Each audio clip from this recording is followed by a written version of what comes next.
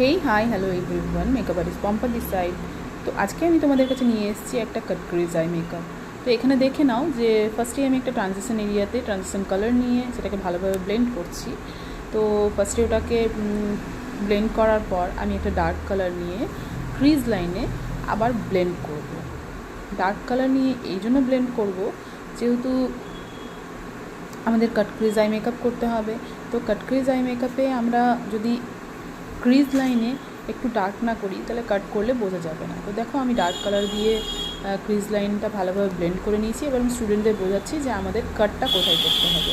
তো কাটটা যেহেতু ফ্রন্টে করব, মানে হাফ কাট ক্রিজ করছি, তাই আমি সেটাকে মাঝ বরাবর দিয়ে স্টার্ট করছি। মাঝ বরাবর এই জন্য স্টার্ট করছি যাতে আমরা বুঝতে পারি যে আমাদেরকে কতটা কাট ক্রিজ করতে হবে অ্যান্ড কতটা হাইট আমরা আইজের মধ্যে চাইছি।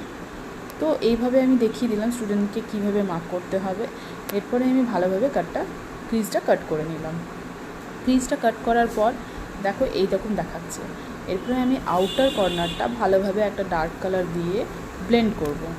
আউটার কর্নারটা ডার্ক কালার দিয়ে ব্লেন্ড করছি পুরোপুরি ভালোভাবে, যাতে ওটা দেখতে যে আমি ক্রিজ লাইনটা ক্রিয়েট করেছি তার সাথে মার্জ হয়ে যায়, যাতে দেখতে আরও এনহ্যান্স হয়। তারপর ফ্রন্টে আমি একটা লাইট কালার দিয়ে ভালোভাবে মিক্সিং করে নিচ্ছি। এবার দেখো একটা লাইন ক্রিয়েট হয়ে গেছে। এই লাইনটা যাতে না দেখা যায় এটাকে ভালোভাবে মার্জ করতে হবে, যাতে যে আমরা হাফ কাট ক্রিজ আই মেকআপটা করেছি সেটা যেন দেখতে খুব সুন্দর লাগে। তো তোমরা দেখে নাও আমি কিন্তু কোনো লাইন থাকতে দেব না। তো এইভাবেই মার্জ করতে হবে। ব্লেন্ডিংটা খুব ইম্পর্ট্যান্ট একটি আই মেকআপে।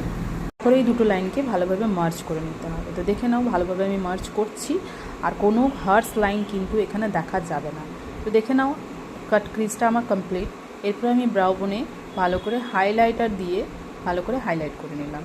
দেখো আই মেকআপটি কেমন লাগছে, তোমরাও বলো কেমন লাগছে। পারবে তো এরকম আই মেকআপ করতে?